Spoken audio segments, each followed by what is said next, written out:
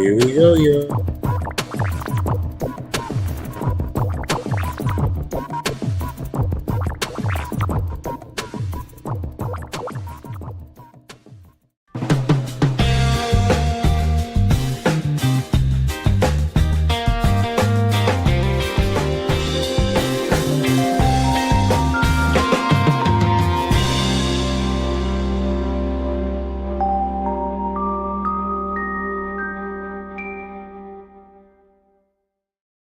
In this video, we strive to remain spoiler-free, discussing only story and plot elements from the books relevant to what has occurred already on the show.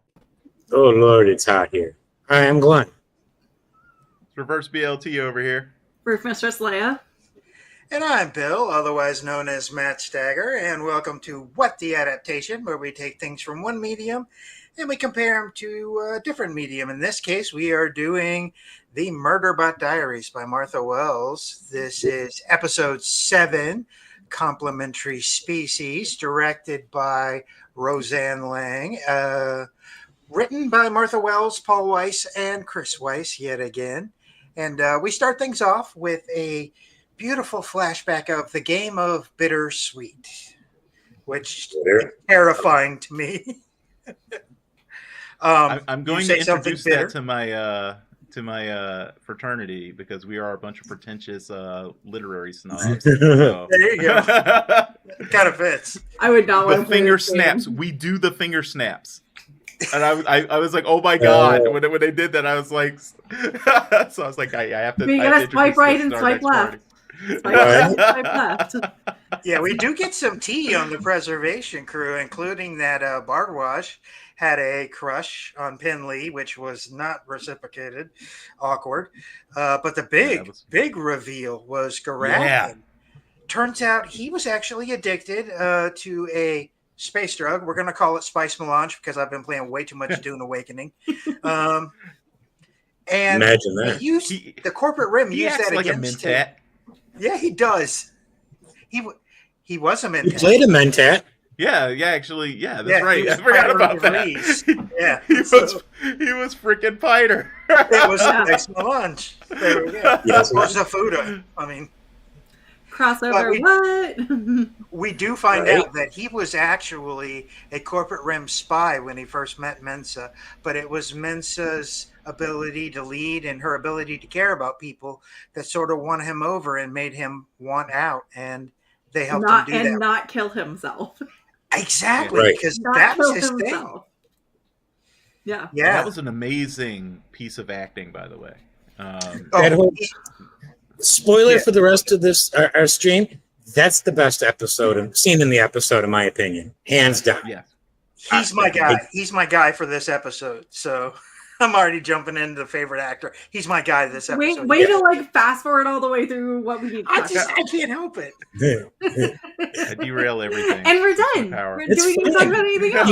Well, I mean, these episodes go quick because they're so short anyway. Oh my God. That's why tangents down here make sense, Yeah. Oh no! Don't worry, Glenn. It's gonna. It'll happen. About that. It's a good idea, and I think we will definitely do it. Everybody's like, "What the heck are they even talking about right now?" We're just talking about the cold open so far. We haven't even got into the rest of the episode. Yeah. Ready I have to say, right from the beginning, the very first episode, I keyed in on Garothin as the most interesting of the human characters, at least for me. And I was waiting for us to start getting the juicy bits, behind the scenes of why is he the way he is? Where did he come from? And the more we saw with him and Mensa, what was his attachment to her? Why was it so intense? And all these things. And so that scene was so great for so many reasons. And the fact that it was so well acted was just icing on the cake. I mean, he even managed to do the coveted actor single tear. It was just it's the amazing ability to do the single tear. And you felt that moment. That scene really contextualizes his hugging of Mensa's pillow. The smelling, it makes it less creepy. Yes, it's still creepy. It does slightly contextualize it, but because he's already starting to there's a difference between gratitude and going in and smelling her pheromones. Right. I mean, it's not saying. I'm not saying it's making it okay. I'm just saying it lets you understand where that's coming from with his person. Why he's doing that. Where before it just seemed really weird. He went full Florence Nightingale, like the patient fell in love with the person who saved them, and it also contextualized it a little bit in the fact that we now know that he probably has what they used to like to call an addictive personality, so she essentially can kind of be seen as like almost his new drug, that makes sense. So like him smelling her pillow was like basically getting a fix. So she's his security blanket. Absolutely, very much. Definitely, I would say he's less creepy now and more sort of just tragically weird. It's like, because I think creeping for me has more intent behind it than I think he actually has. I think it's more just he feels this need for this connection and really does not know how to express it, and sort of just like figures no harm, no foul, nobody knows I did this. You know what I mean? Creepy really it's who's on the receiving end of it. So like the fact that Mensa may or may not know this, like that is a little creepy. That's true. Very much. So she does seem to be very definitely a weirdo and understanding. And I think this is what this scene that Matt Steiger just talked about sets up is like they do have these very open conversations about things that we probably would not talk about. For the most part these days. Like it wouldn't be like, hey, I was totally crushing on you and then you blew me off, but it's okay, we're cool now. We can talk about that. I have actually had that conversation with people. Where I'm like, when I first met you, I was totally like crushing on you and stuff, and they're like, what? But I do think the Preservation Alliance takes it to they do. Like an nth degree, like and for better for worse, I do, even though I feel like we, especially Americans, find that very uncomfortable, I do think that they make it socially acceptable and like these are the conversations that we need to have, so there isn't awkwardness later. We just put it all out on the table, and I feel this, you don't feel that, it's okay, we're all fine, so we can all get through this. Because that really is where a lot of hurt feelings come in, is like when one person feels something and another person doesn't feel it. And it doesn't have to be love. It could just be anything. And those difference, like that lack of communication where you're just kind of going like this, causes a lot of strife. Where you leave it so that like the hurt party doesn't even know why things went the way they went. And stuff like that. Yeah, you got to clear the air. I really enjoyed watching also how all the Preservation Alliance people were reacting to them. Can you imagine going to a snooty freaking restaurant, like you're going to a Michelin rated restaurant, all of a sudden people are going like, go Rathan, and be like, we are not in a sports bar, like I am paying a lot of money for this meal, and if I wanted to like go hear cheering, I would go to a sports bar. Which is why I don't go to those. Noam's got a really good merch idea here. I love it. Apple selling sec unit security blankets would just I like that. I would buy security. I'm not gonna lie. As long as it comes with a men's coming and like cuddling with me, I mean, I would totally do that. It needs to come with a Garathan plushie. One of the things that this scene also does is it really shows how, I guess the term would be emotionally mature Preservation Alliance is. They're really out there on some things that make me go like, whoa. Thought I was a bit of a hippie, but they're hippy dippy. But in a lot of ways, they are kind of, in a way to be looked up to. In their, their ability, we can talk about this, and that's something. Like you point out, our culture doesn't do, and the Wheel of Time fans wish the characters would talk about stuff. People spend thousands of dollars on therapy to talk to their therapist about these problems, whereas they could just go for free and talk to a person about this. And be like, hey. Yeah, especially the weren't people so afraid involved. of being vulnerable all the time. Yeah. Well, I'm not going to lie. The unbiased opinion of my therapist is rather held in high regard because, like, I can go to my wife with some things, but there's other things where I'm going to feel judged no matter what. Even with her being sweet and a complete stranger, I can go, "Hey, therapist, here you go," and my therapist can go, "Okay, let's look at that objectively." And You're know, professionally so I obligated definitely not to judge see me. the difference. Yeah. Well, again, yeah, it's a slightly further evolved version of society where it's communication isn't verboten. So where you're not told to hide your emotions and like, oh God, don't tell people that. I still will not hum in consensus. That's not going to happen. Yeah, consensus is a little bit beyond me. Will you snap for consensus? Would you snap for consensus? Maybe. I will. Okay, so that's a snap. I might stand there in the circle and hold hands, but I'm not doing the humming. No, I won't do the humming part. I would totally do the humming. Get in here. I would totally do the humming. I love that we part. Also do the circle with the holding hands thing. Oh boy. I love it.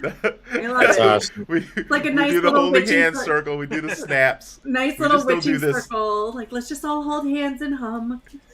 Yeah. Yeah, you definitely have to introduce them to this show and contextualize where you got that from. Well, I'm gonna. They're all nerds, right? Next time I see the half-wife, I'm gonna ask her about it because the half-wife is also part of my fraternity. So I'm gonna ask her if she ever made any of these connections and what she thought of this episode too, because it'll be kind of. Oh wait, she hasn't watched it yet. I don't think. Yeah, she's waiting on me. We're gonna all watch it together. Oh, fine. Nice. She was super excited.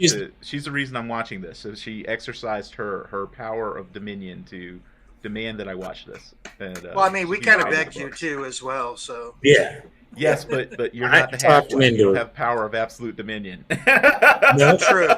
But we did manage to trick you into reading the book before you planned on reading the book. Yeah, that's true. I wasn't that worked. Until I finished the first season, so that worked. You got me there. But you don't regret it, do you? You don't regret it. No, do I you? know it was a very good read. I cried at the end, and I'm waiting to see if the season ends the same way because I will cry again if it does. But some of the changes do make me wonder. I love the changes, and let's face it. Oh no, I love them too.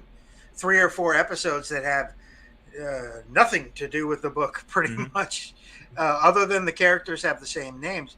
I was going back, and one of my very small complaints was about how it felt like they were dumbing down the preservation crew. And looking at the show as a whole, most of the comedy doesn't work if they don't do that. Yeah. Well, and it's just them being humans also. Like, when you see them in their professional environment, they are very logical. Right. They're very intelligent. Yeah. Like, if you look at Arata, sorry, I've got my 2 pages of notes from the books. I actually wrote down the names this time, so I won't be like last episode where I was like, I don't know who anybody is. Arata, thank you. So when Arata, like, the animals were fighting each other on top of, honestly, I'm not gonna lie, the first time I saw that the second one come in and lick the windshield, I don't know if that's what you like, the front view, the windshield. I was just like, oh my god, that is extremely sexual in a combat situation. And then they go up and then they start mating. I was like, yes, kinky freaking insects. The licking was the moment I started to wonder if we were dealing with fighting too. Like, I was like, that kind of fighting. Yeah, like, when it licked, it was very like, that was, like, oh, that might be a little X-rated right there. Like the way the insect is licking the screen, like, okay. It was a little gross. Yeah. Very dimorphic species. As soon as it licked the why am I all of a sudden turned on by an insect? Yeah. As soon as it licked the windshield, my wife looked at me and went, "Are they gonna fuck?" And I'm like, "I think so. I think so." Right? Yeah. Like, that was a very like, I am about to do something nasty to you, lick. But Arata goes like, she's just immediately fascinated. She's like, they're not fighting; they are complementary genders of the same species. And I love the way she said it. It wasn't like that they were complementary species. So like going, because again, that's one thing that Martha Wells does very well in the books is the they thems and the polyamorous and Urata's partner in the show is a them. So like they're being very sensitive to. Can't they be both? They're complementary genders of the same. Yes, it's a sexting or a murder bot. Porque no los dos. But yeah, no, but that's a perfect example of Amos, right? Yes, Amos. Yeah. And it doesn't Matt say something similar in Wheel of Time? Oh yeah. He's like, "Is this a murder thing or a sex?" Oh wait, that's who. Yeah, it was Matt and Wheel of Time. But I do feel like Amos said season 2, something like that in The Expanse. Maybe. It does sound like something Amos would say. Gosh, we need to go back and rewatch The Expanse now. Hey, dang it! I can see Amos wondering whether he's that's asking a lot. Or have sex with that's really asking a lot. But Arata is being extremely brilliant in this moment and just like in calming everybody down. It's like, no, they're copulating. But did you catch what happened there when somebody says we need to do something to get them off the ship, and somebody suggests electrifying the hull? Murderbot's like, I could. Murderbot suggests electrifying the hull. Pin Lee is like, yeah, okay, and then she sees Arata going, no, and Pin Lee all of a sudden, no, and she on the spot switch gears. They do, yeah, they do.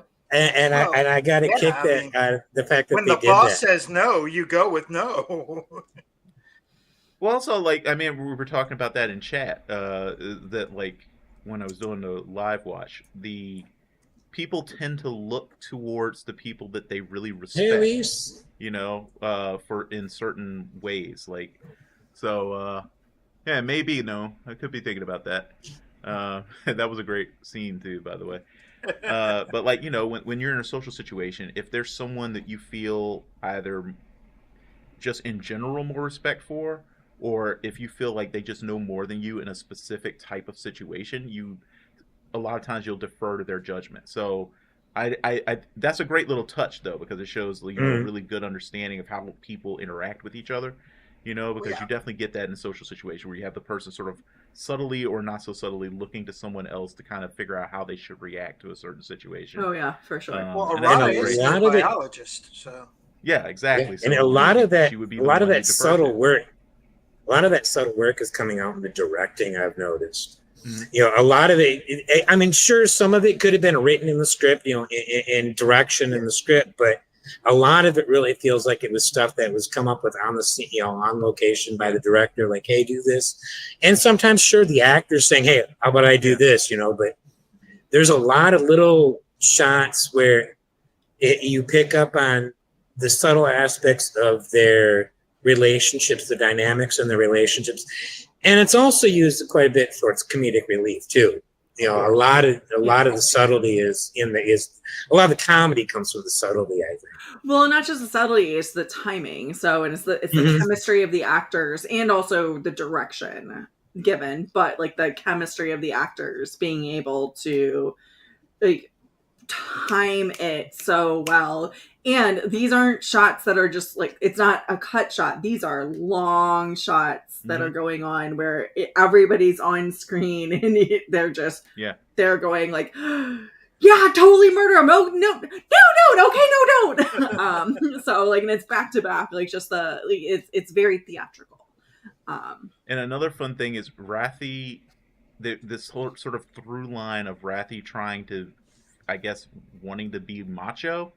And so it was interesting that Rothy. It's not even macho. He wants to be part of their relationship. So like he's really trying to insert himself into the relationship. Yeah. But like he keeps doing things like he wants to have the gun, and Murderbot is like electrify the hole, and so Rothy immediately is like, yeah, we should do that. You know, too. Like he was the most on board with electrifying the hole. See, I see that as him. I see that as him just still being like very childlike in his excitement about things. Like, yeah, let's shoot guns. Yeah, let's electrify things. Yeah, let's do this. And like, oh, I'm gonna go talk. Like the naivety of him. Yeah. But he's the one who throws the sword at the sec unit.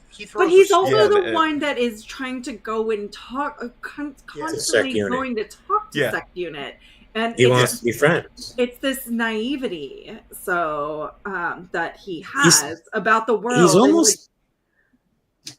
He's almost the most endearing character of the group. You know, in a way that you want to like. I like him. He needs to be taken care of in a way. But I like him. Yeah, he's a doofus. I get this feeling that like he needs somebody to take care of him and keep him out of trouble because he's going to end up getting himself killed. He is unless he's got a babysitter. He is innocent personified. So. He's extremely innocent and excitement. Matt, this is I think because we agree on this. I think that the idea that they have made Preservation Alliance, you know, in certain ways, a little less competent than they were in the book. For sure. But it's not to like, you know, what Leah was saying. It's not to their professional competency. You know what I mean? Mm-hmm. Like professionally, these guys are clearly top of their field. You get that whenever they're in their element. You can tell these are geniuses who know what they're doing when it comes to their stuff. But when it comes to sort of like the messy parts of life, you can tell, like, I can learn a lot about what Preservation Alliance is like from how they respond to these messy bits, because they clearly have never had to deal with them before, you know, on any level. And Gnome, that I'll take that as I'll take that as a modification, less serious, not less competent. Because competent can be applied to different things. So they're obviously very professionally competent. In the books, I do feel like the humans are a little bit more serious about things. They're not quite as goofy. But again, it's Murderbot. They're more prepared for one thing. Yeah, well, but the comedy in the book is Murderbot's perspective. It's not the humans' interactions. So the humans' interactions, if they were to be derpy, would take away from the story. But you can't just focus only on Murderbot in a TV show. So I do think like making them literally just more personable. It's on a whole bunch of scientists that are like out there and they're able to take care of themselves. And we really don't need a Murderbot. And Murderbot just happens to save us. Yeah. It's incorporating them into what's funny about the show. Yes. Whereas, like you said, in the book, what's funny about the book is the way Murderbot sees everything and what Murderbot says about what he sees. And he talks very. To do that on the show, we already get a lot of voice. We get more voiceover than most shows dare try. Yeah. You know, and in my opinion, it's worked 100%. You know, but if they were to try to be closer to the book on where the humor was, it would take a lot more voiceover work. It would almost be pure narration.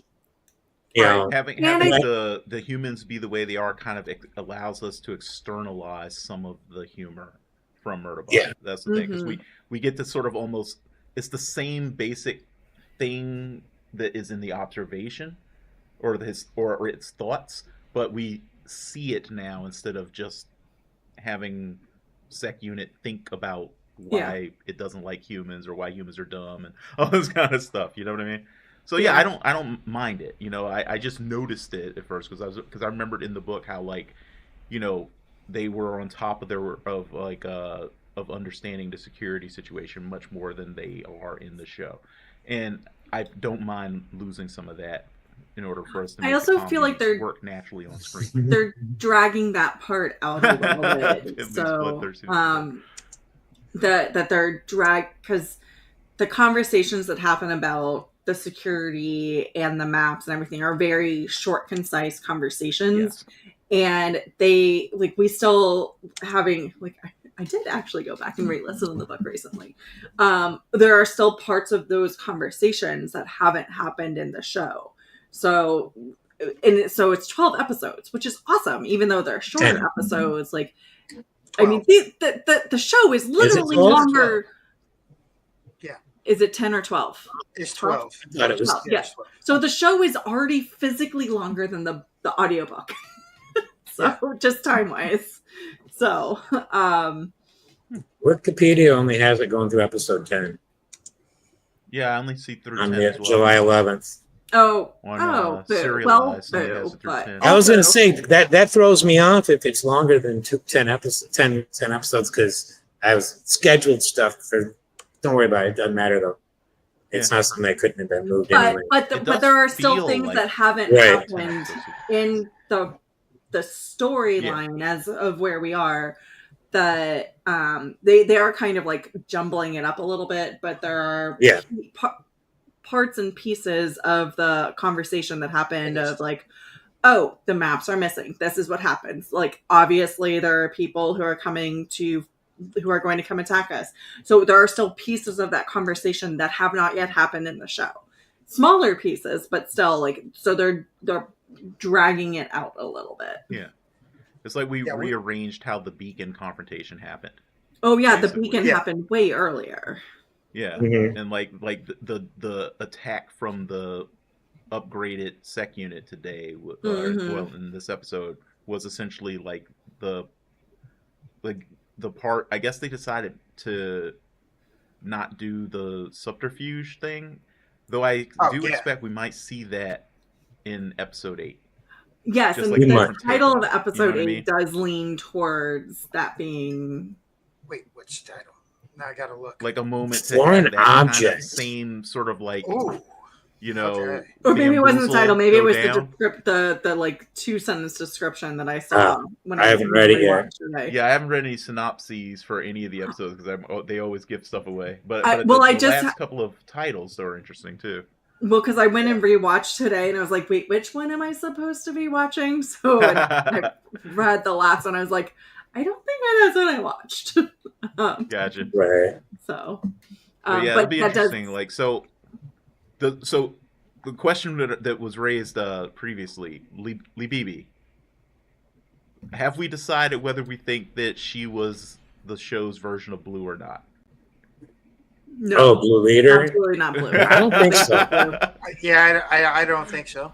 I think we will be Blue Leader. Okay. Yeah. If she was Blue, she was definitely I thought you were going to ask it. I thought you were going to ask if we decided whether Lebeebe is a beautiful name or not. No. It's only a beautiful name when there's a gun pointed at you. I certainly wouldn't name a child Lee Beebe. I'll say that much. I hope nobody ends up being named Lee Beebe after this show. Dude, it would be funny to do as a nickname for a kid, maybe. No, maybe a little bit too long. Like LeB or maybe if you had 3 kids, you could go one Lee, one B, and then another one B2. My name's Daryl. All right. So we were at the cold open. Have we gotten past the cold open? Well, I mean, we kind of jumped around a little bit, but you know, I know this is actually we're dealing with the fallout from Lebeebe, and them struggling to, do they even trust Murderbot now that he's decapitated someone with energy weapon fire? But at the same time, he did save their lives, and she had already proven she's willing to shoot because she shot Gorilla. Yeah.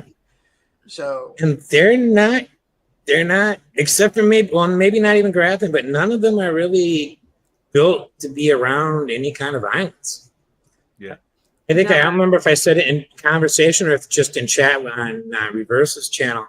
I don't think a single one of them has ever been in a fist fight. Oh no! Yeah, probably not. Absolutely, 100% not. Likely not. Let alone seen a fist fight. I don't know if they've even seen one. They're not capable of handling it, and we see that. I mean, last episode, Birdwatch's reaction to what's up, Nameless? What's that? So like knowing what a gun looks like, it's just like her reaction was, "What is that?" More, and I like we discussed, like it was meant to be. Why do you have what is the gun for? Why do you have that? Like, it's just illogical to them. Yeah, that you would just whip out a gun in a conversation. In the context, it made no sense to her that she would have a weapon. Yeah, it's like what type of scientific equipment is that? It's like we're just like I've never seen a probe quite like that. Well, maybe I have. It makes me wonder. It sure didn't look like the speculum I thought I saw. Oh, jeez. Worse. That would be a terrible speculum. That's for sure. Makes me wonder though if they have entertainment on Preservation Alliance. Because they totally I would expect do. the feeds to have violence in them. So Roddy is going head to head with Murderbot when that's right, because they were talking about when they're doubting Murderbot, and Roddy's like, "What about episode da-da-da?" And Murderbot's like, "That's a lie." Right. I wonder if that's going to play into some of their different reactions as well, though, because like maybe Rothy is like one of the only ones who watches anything with any violence in it. You know what I mean? Well, him and Ben Lee both play that game, play that shooting game. Yeah, where they're shooting. That's true. So again, like I think there's, it's like a kid in suburbia, like a white kid in suburbia who oh my god plays shooter games, but also has like zero concept of what real violence is. So like people. So that was another thing that came up in the live stream. Like when we talked about, remember how Lynn, I was talking about my bestie who spent his whole life and I think only ever was in one fist fight, as opposed to me in the inner city DC, who literally had to fight every single day. You know? And I remember when we met and he told me about that, I was just the concept that there were people who lived their entire lives without ever fighting anyone just blew my mind. I never, not as bad as Libibi's mind, but blew my mind. I anyway. Never been in a fight until I went to the Naval Academy and got had to take boxing classes. It was like doing training. Wow. Yeah, boxing classes, and got hit in the face for the first time, and that was very shocking. And did they have you wearing the helmet? Oh yeah, of course. Or was it? Yeah. So it wasn't. Everybody wears headgear, man. Yeah. I mean, if they didn't, that would explain a few things about Academy grades. Hey, I'm joking. Hey. Also accurate, but hey. I still remember the first time someone caught me right on the nose. That's a very, very unique sensation. That is just like, oh yeah, you don't forget that. That happened to me during a cheerleading incident where a girl just so did get my nose broken, but because of cheerleading, not because of a fight.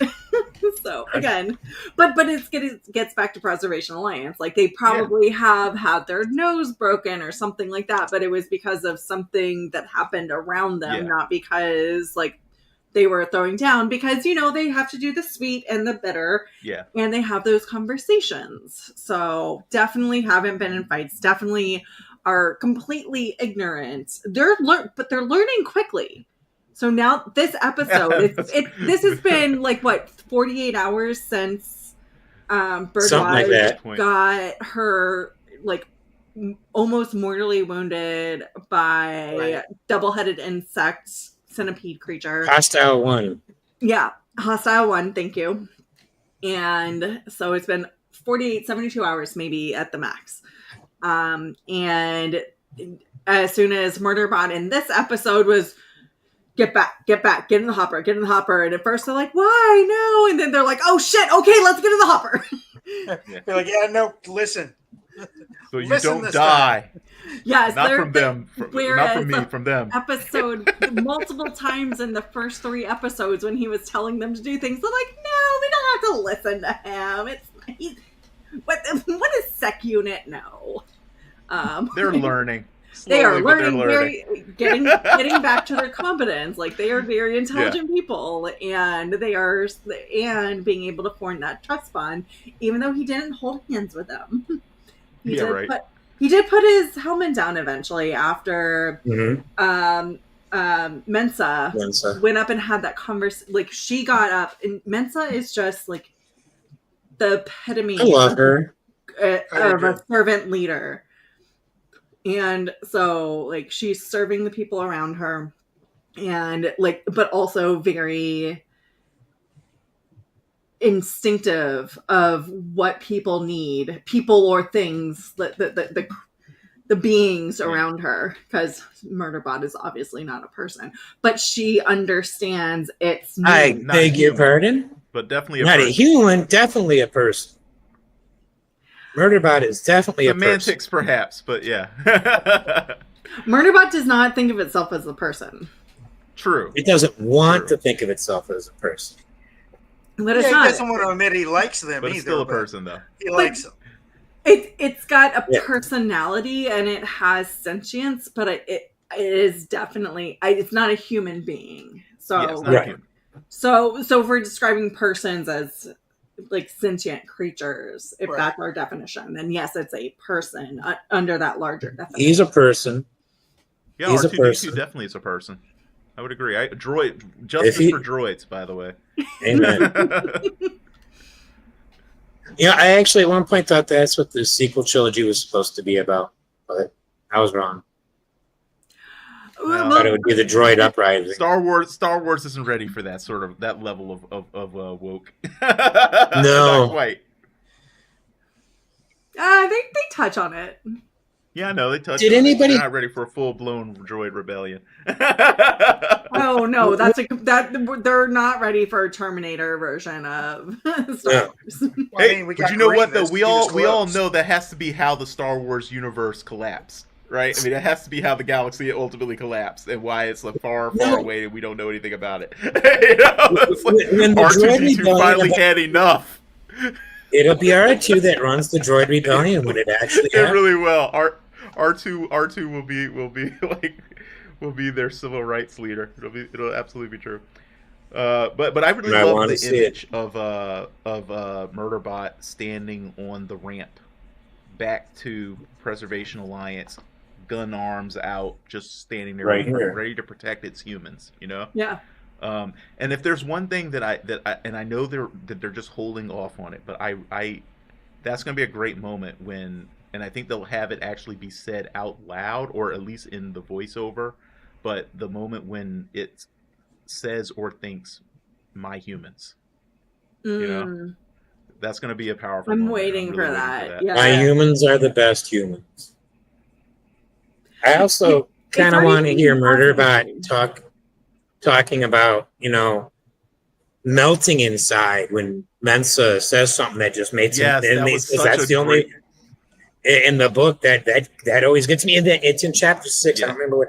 And then moments later, second, it's talking about the idea of seeing Arata being killed or being hurt, and some of the others. And it made him angry. It made it angry inside that it hated having feelings about the real world.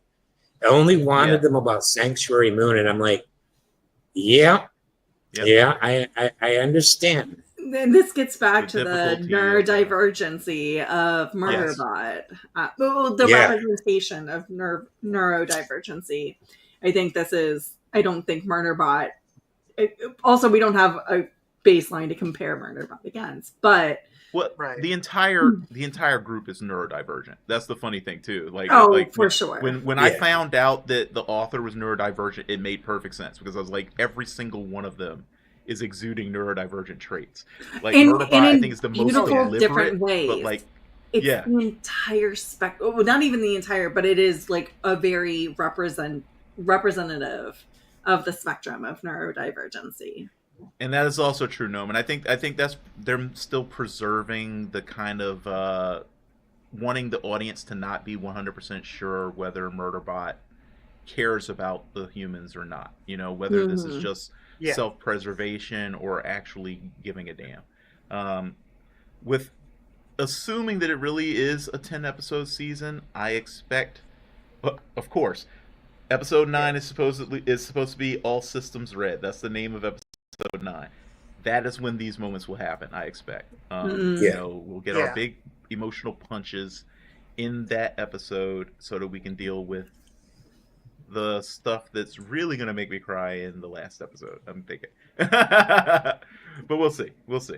I also was. So who else thought someone in Preservation Alliance was going to die in the last episode?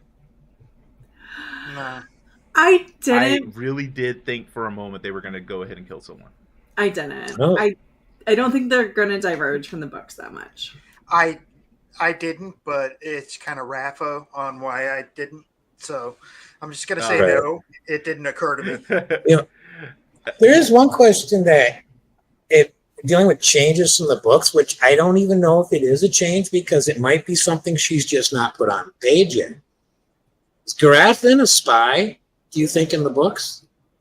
Do you think that's the same background in the book as what they give us on the show? Episode, right? I do believe They never say. Yeah, because I don't remember it coming into play anywhere yet. He's not done. It's not necessarily security background, but he does have tactical background, is what he's just. But they don't say what. Okay. They don't go into the details that the show has gone in with, like the cold open of like how he was a spy and all that sort of jazz. So he just tells Murderbot in the group that. Yes. That he has this tactical background and he is able to go, and Murderbot's like, oh, but not my level, and pushes him into the background. I have more processing speed. It's okay. Mitch has a great question here. He says it. Yes, absolutely. He's wondering, is second unit sapient, which most people nowadays would call sentient, but they've got the terms backwards. But that's just me being OCD and pedantic. But yeah. Yeah, I would definitely say that's one reason why I always say self-aware, because something can be sapient without being self-aware, and something can be sentient without being self-aware. So if we really want to talk about our consciousness, then we really want to say self-aware. Yeah. But it's more syllables than we usually want to bring out for stuff. Right. Like but I do believe he is sapient. Yeah, but it is sapient. Now, do you think that's something that we will eventually see, or do you think that's a pure science fiction impossibility? You mean in real life? In real life? Self-aware machines? Yeah, in real life. Yes. Not necessarily in our lifetime, but say the next, I think probably within our 500 years. Yes. Eventually, yes. It's inevitable. And it's one of those things that's annoying to me, because none of our technology needs to be self-aware. Ever. On any level. And the fact that we will do that is pure hubris. That's the only reason we're going to do it, is because we feel this burning desire to have something that serves us that is capable of knowing that it's a slave. That is why we're going to do that. Yes, Dr. Frankenstein. Let's give it life. Exactly. Yes. Yeah. We don't need to do that. Like, I think, I think Douglas Adams because people are going to people are going to want to ask machines and want, like, their primary interface is going to be the machine, and they are going to want that response, and they don't want just a yes, I am so glad you told me this. It'd be like me trying to talk to my mom and be like, why don't you understand? It's like that frustration that we get. Like, we're going to want the machines that we talk to and that are responding to us. And you're already seeing people, like, there's advertisements of intelligent space. Oh, geez. Well, just whatever it is. Like, oh my gosh, you just saved my. But the responses to the AI responding to them saying like, oh, thank you, you just like you saved my garment, or you saved my life, and it's like they're already interacting with whatever technology it is in that way, like so, giving an emotional response to this technology. Yeah, but you can that leads me to the emotion well before actually creating self-awareness, and I just hope we stop at the point before that point, What's the threshold for you on person? I don't use technology that way, because I really do like. I mean, I actually theoretically in the future, what would you say the point is where an AI, whether it's in a computer or in a robot, is a person? At what point does it deserve that recognition? Could that ever be the case? for well, you? and that's an interesting question because we still like people still debate that about animals. Like, is the cat that I'm looking at right now that like cuddles up with me in the morning and like gives emotions to me. Right. Like when I'm depressed, they know when I'm depressed. They know when I need something. And like, and I feel the same. Like, and yes, I feel the same way towards them. But when one of my cats died, when I had 2 cats and one of them died, the other one was literally depressed. So that is sapient. That is sentient. So they have emotions. But but there are people out there that are just like, it's just a fucking cat. So like cats don't have emotions. Cats aren't going to heaven. Like, we still can't get that decision about animals these days. And I do like, look at all the amazing thing that life has given us. If we can't even have that conversation and have a consensus about that conversation about animals that exist in our world that aren't humans, we cannot have that conversation about technology, because technology is a completely different beast of its own. Forgive my puns, but it's completely different. And this is why there are so many movies like Terminator, is because that conversation, like, people will never be able to decide. Look at what happens in like the advanced shows and movies of Star Trek, where they forbid those types of technologies. I think there's a lot of xenophobia in humanity, though. Oh, for sure. I think we definitely we have it on the small level, and it's not small by any means, but on the small level of one group of people with one skin color hating people with another skin color or different facial features. But yet we also have it on the large scale, where we seem very hesitant to be willing to consider personhood for the other, whether that other is actually human or not. People tend to be hesitant in personhood for animals, tend to be hesitant in the idea of personhood for intelligent, self-aware machines. People don't even think other people are actual. We're always dehumanizing people. Still today. Right? This very moment. Humans. Right. And it's not helped by the fact that there's not really a good, firm definition of self-awareness, Right. We don't know what consciousness is. Yeah, consciousness. I once saw a scientist say, when he was asked what is consciousness, he said consciousness is the thing that humans have that we don't think other things have, something like that.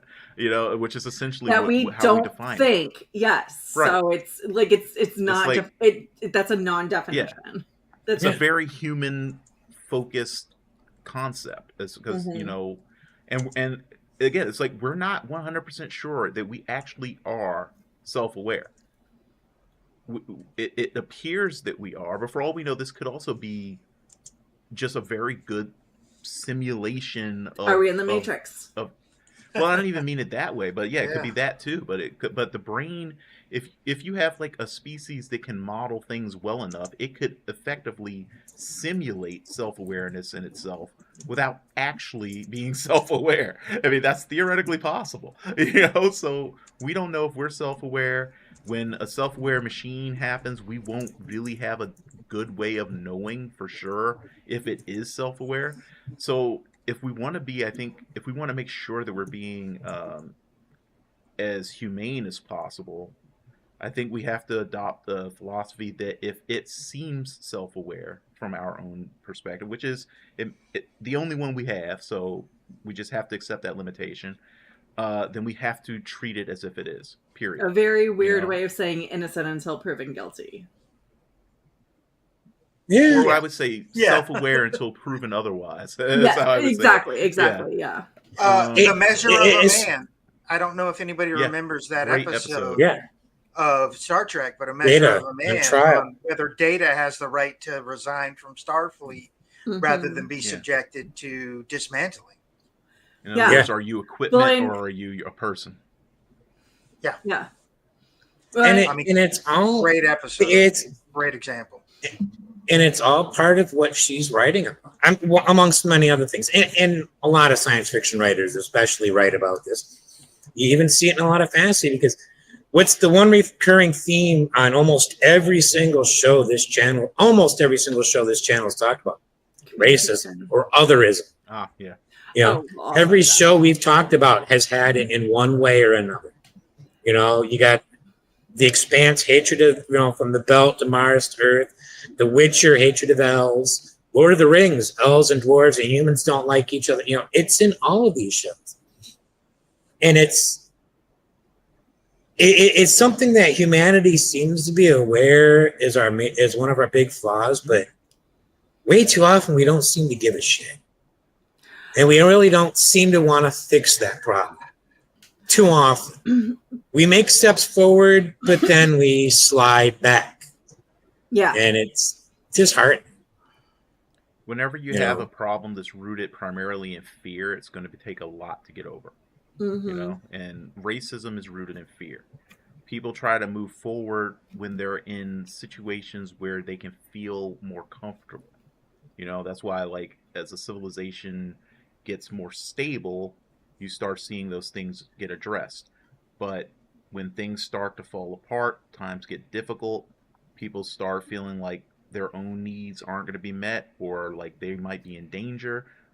Right. That primitive part of the brain starts asserting itself, you know, because you want to overall. You want to blame, you want to find what's wrong, and the easiest way is to blame the other. So whatever the other is going to become the prevalent. So, you know, whether it's blaming women and burning them as witches, whether it is enslaving people, whether it is the air bombing of Tulsa, whether like the Holocaust. So what we did to the Japanese Americans, the internment, all that otherism. So the whole things that we did with the native, like the indigenous tribes in the First Nations. Yeah.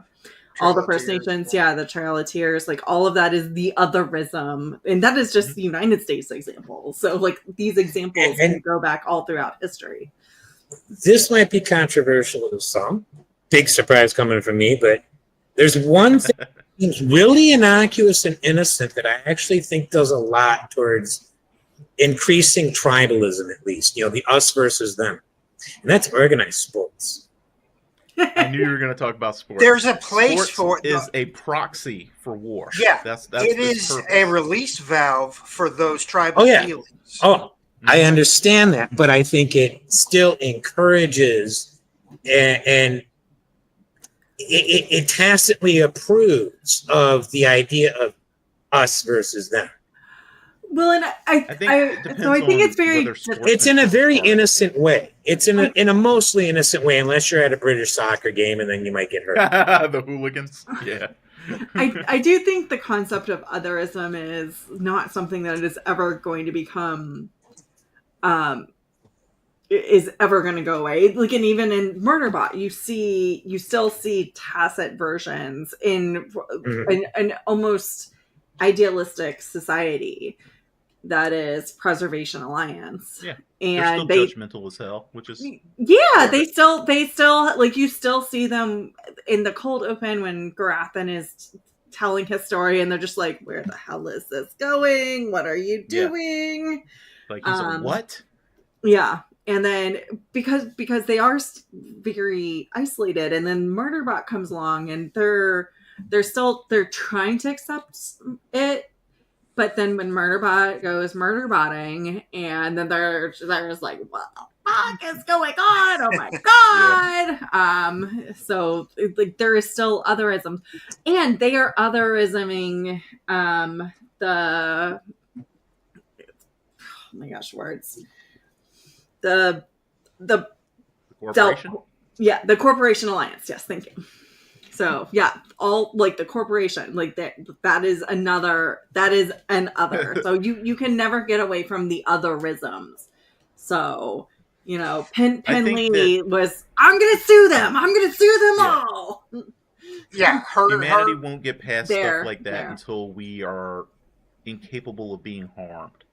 Mm-hmm. And that's not something likely to happen in the next million years. I don't think. Humanity, no matter how optimistic people can be about where humanity is going to go, humanity will always go back to its base instincts, and there is going to always be an other. It'll just be a different type of other, which is, the fascinating concept. If we become godlike, it'll be some other godlike alien race. Yeah, exactly. That was what was fascinating about The Expanse, because it wasn't race and gender at that point. It was, are you an Earther, a Martian, or a Belter? Yeah. So a lot of the things that we see today got stripped away, but there was still an otherism going on. There was always think about it, even the conflict between the builders and the adversary was essentially the same thing. Yeah, it was effectively god level othering. In the context of sports, I will say, at the end of the day, it gives us a relatively safe outlet to express that otherness, and this is my team, that's your team. And at the end of the day, it does not affect our general lives, the outcome. It's not like, hey, my gay brother gets to get married if there's another touchdown. So that doesn't happen. So, it's harmless. I don't. Yeah, like I said, it's an innocent way in which it's part of our lives, and it encourages that aspect of our lives. It definitely can be. I think the level of harm that organized sports does, is minuscule on that level. It's a bigger threat when it comes to physical injuries with youngsters, getting. But that's also a very that's different something different. That's a different conversation. But my concussions didn't affect me that much. Right. I'm sorry, were you speaking English? Your words were all run together there. What? Sometimes when my brain don't work so good, I do wonder about it. Don't let your kids play football. It's funny though, because I always wonder about that, because there are plenty of people who don't like sports at all, but I would say are still very bloodthirsty. So I don't know. That's true. I think the problem is just that it's part of us. That violence is just a part of any species that had to survive. Lizard brain, our lizard brain is always going to be there. And because of that, there's I forget who said this too, but it's in biology. There's this concept of all play is practice. You guys ever heard that term? That phrase? So when you see your cat playing with, when you see your kittens playing with each other, they're practicing how to kill. That's what they're doing. When human kids play with each other, their games are all practicing either hiding from threats, killing threats, hunting things. That's what we do. And so there's something where instinct just wants you to act out the thing. And so that's why we create all these different avenues to let us act out the thing. Some people feel more of a need to do that physically, and I think that's why some sports are the way they are. I, for instance, they're amorphous of that instinct. Yeah. Team sports are kind of like practicing team hunting and team fighting. That's essentially what they're doing. One-on-one sports tend to be practicing actual direct combat. That is the exact evolution of where sports comes from, is variations of either simulations of combat, simulations of hunting, and of course they've become a little bit more evolved. So baseball, not directly related to any of those, but you might smash somebody in the head at some point with a baseball bat.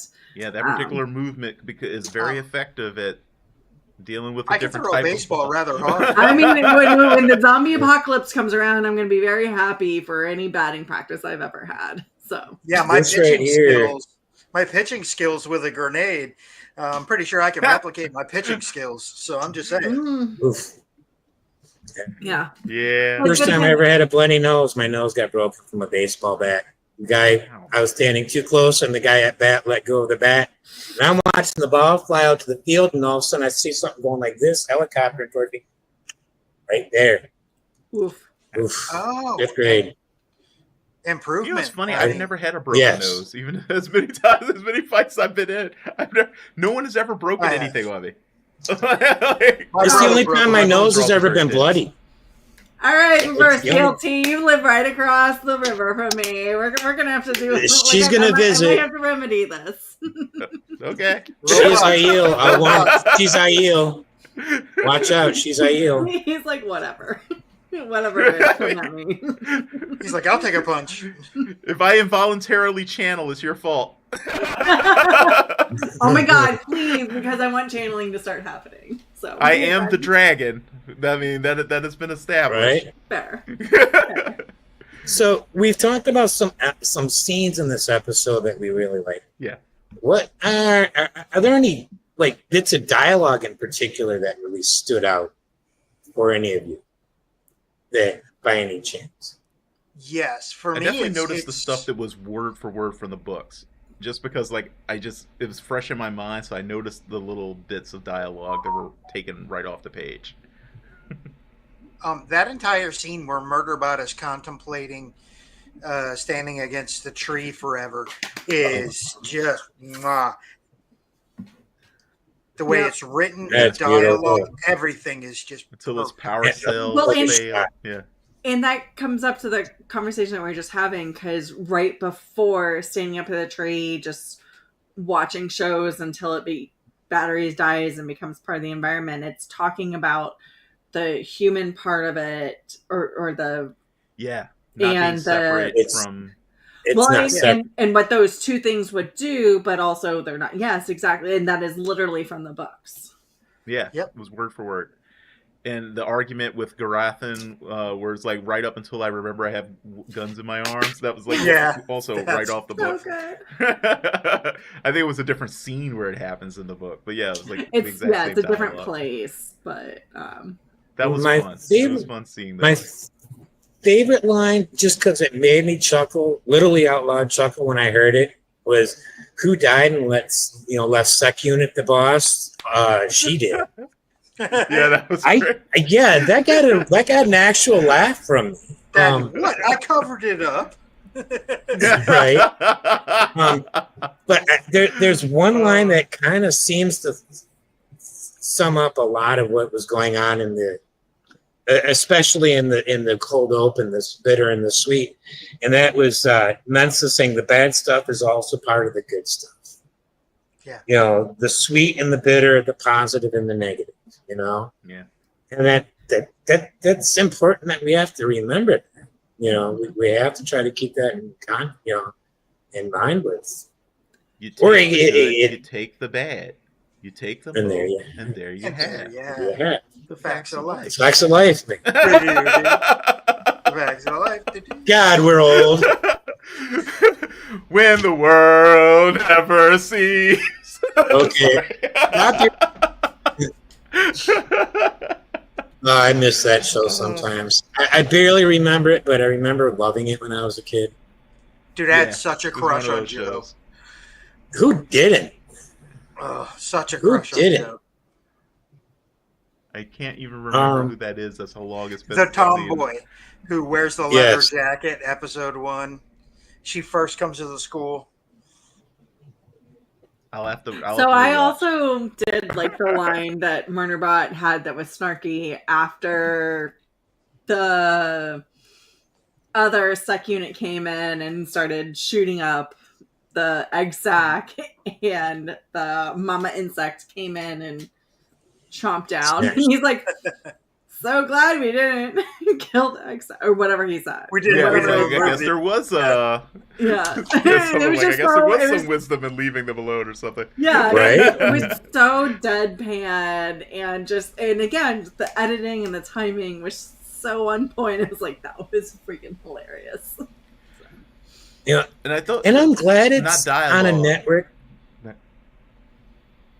I'm sorry, I didn't mean to cut you off. Go ahead. Go ahead. I was going to say something funny. I was just thinking about, I think we maybe got a subtle little nod to Murderbot's thoughts about, like, there's that bit in the book where it hopes that, or it feels bad about the fact that one of the sec units that died was one of the reprogrammed Delta Falls, because it was wondering if it was still in there trying to fight back itself. Right. Right. Because Well, that little like, it moment didn't where have it a looked at the choice, head yeah. lying there on Yeah. the ground, it just made me wonder if that's what it was thinking about. I kept trying to see if that face was recognizable, and I'm like, is it anybody I know? Who played the head? Oliver wants to know what wasn't good because we're all gushing about the episode. It was terrible. You know, terrible. it's The too show short. is awful. Nobody should watch it. It's too short. That's my only That's complaint. the biggest Yeah. problem. Is it's too short. It's a 25 to 27 minute episode each week. Too short. That's my only Yeah. bad. Okay.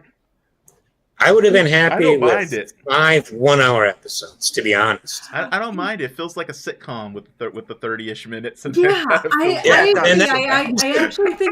I actually think it fits the format, and I appreciate that it gives us more time more weeks to watch it, smaller bits to digest. Because I think if it was longer, because they pack a lot into these episodes. Like, there's a lot of information. So even though sometimes it seems like it's flippant and everything just goes by, especially being a book reader, you're just, like, some of the details, like, you don't have to process. So when I was watching with Rebecca Sadai last week, we watched, I think, up to episode 5.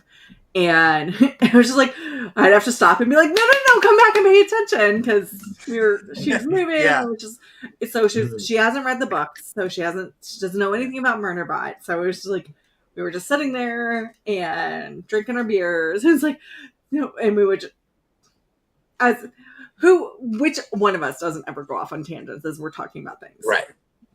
So it would be like but I would pause, having watched it, and been like, and go back and be like, you have to watch this part. And I felt like I was constantly reminding the show, being like, you have to watch this part, because you really have to pay actual attention to the show, because all of the little details that they're talking about, you could just flippantly go through it and be like, oh, like, there's killing people, and they're like, there's aliens, and you're totally missing the first point.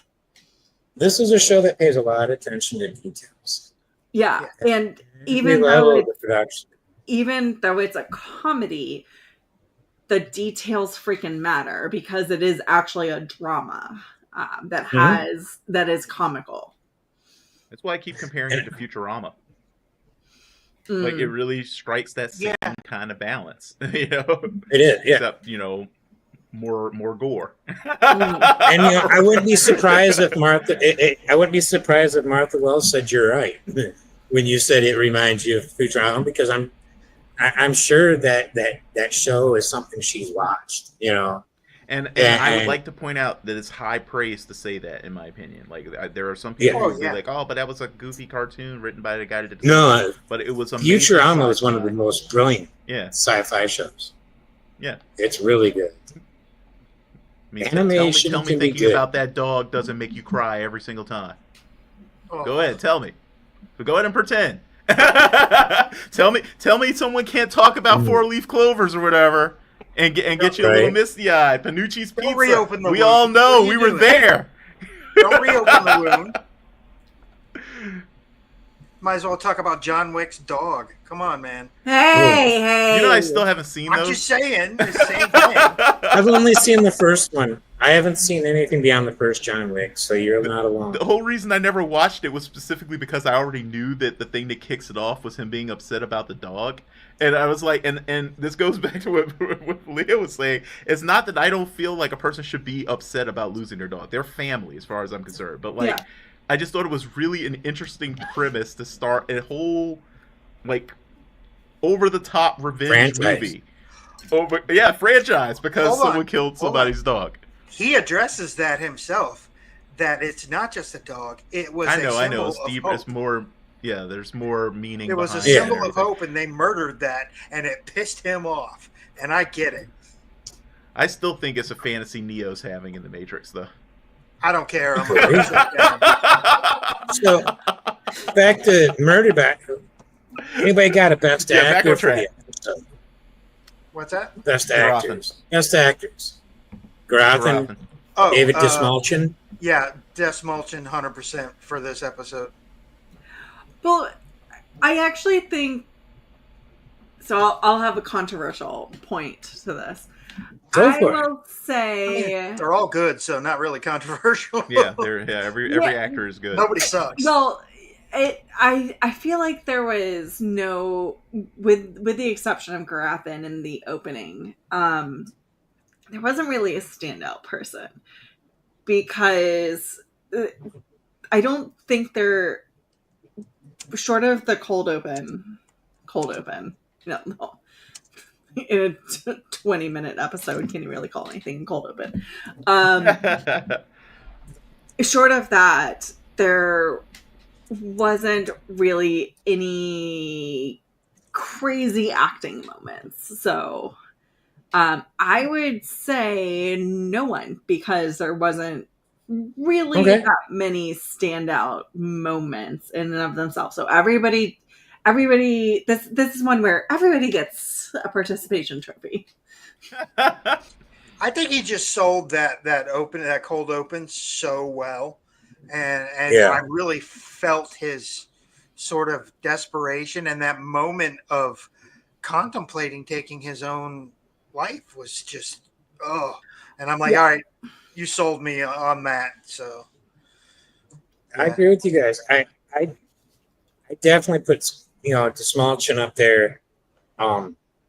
Every week I've been saying Skarsgård, because Skarsgård's just been killing it as the He was fine in this episode, but the one who I think if the fact that the actor embodies a character so well, whether they're actually giving any dialogue or not, if that's what makes an actor great, for me, it's got to be Noma Dumezweni as Mensa.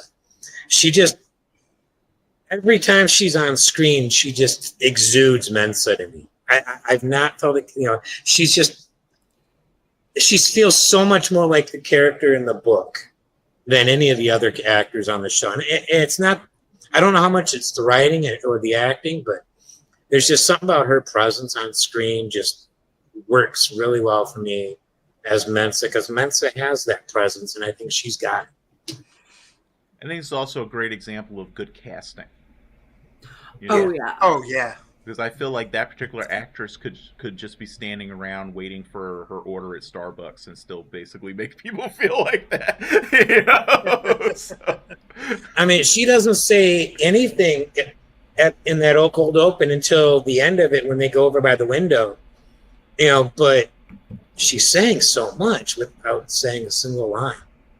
And I'm just like, not every actor can pull that off. Yeah. And a lot of some of that's the directing and the editing too, but it's just part of what I think makes that scene so great. What are we on to next, Bill? Have we covered everything? We've talked about themes too, haven't we? We pretty much covered everything, honestly. Just jumped around. We just let tangents take us where they need to go. It works that way sometimes. These are the conversations I love, because they're just so organic and just, yes. Well, thank you guys for coming on tonight. Anybody have anything else you want to bring up? Yeah. Anybody wanted to bring up before we wrap up? All right. I think we pretty much had it surrounded. All right. When's the time to roll the dice coming out next? Our next episode. Oh, I need to edit it. Okay. So we did just record this week, so do have another 4-hour block, which included an hour of technical mishaps. So, so for those of you who don't know, I run a Wheel of Time 4th Age. So after the books have completed, it's 100 years after the completion of the books. Spoilers. No. I know, complete spoilers. Actually, there's an after. Yes, there is an after. So, Yeah, I guess the entire true. concept of the campaign is an entire spoiler. Yeah, we do win the last battle. But yes, it's 100 years after the conclusion, approximately 100 years after the conclusion of the last battle. And I just released our 8th episode earlier this week. So, yeah. So it's really fun to watch as well. Let me tell you. Thank you. Hey, If you love that world, what are you covering? Enjoy it. What are you covering on your channel, Reverse? Oh, well, we still are doing MurderBot. Obviously, still doing the live streams for that. There is, let's see, on Patreon, we're going to start dropping 2nd season of Severance tomorrow. Still haven't seen that. And which means it will debut on the actual channel itself 4 weeks from tomorrow. Whatever that is. I don't have my calendar up in front of me. But yeah, I'm not gonna make everybody wait 3 years like Apple made people wait 3 years for the next season. And what day this week are you covering at MurderBot? Friday? Friday. We do the live streams on MurderBot Friday at around 7-ish. Eastern. And Wednesday also 7-ish, unless something happens, but hopefully it won't. We'll be starting season 2 of X-Men, the original animated series. So come and watch me roast my childhood. Nice. Okay, Bub. His stream is fun to watch. I've been having a lot of fun watching him watch shows, so especially the ones that I know. But it's even fun watching stuff that I don't know. So. Oh shucks, Glenn, you're too. Thank you guys for coming on. Of course. And thank you, well, especially you, Nameless and Elise. Thank you for coming over from Kick and checking out my channel. I'll see you guys later at Nameless's channel. Thank you, everybody else there. Please leave us a like, subscribe, and come back next week as we discuss episode 8, which Foreign Object, I believe, is the title. Thank you for watching. I hope you all have a great night, and I'll see you soon. Don't forget to be awesome. Sleep well and wake.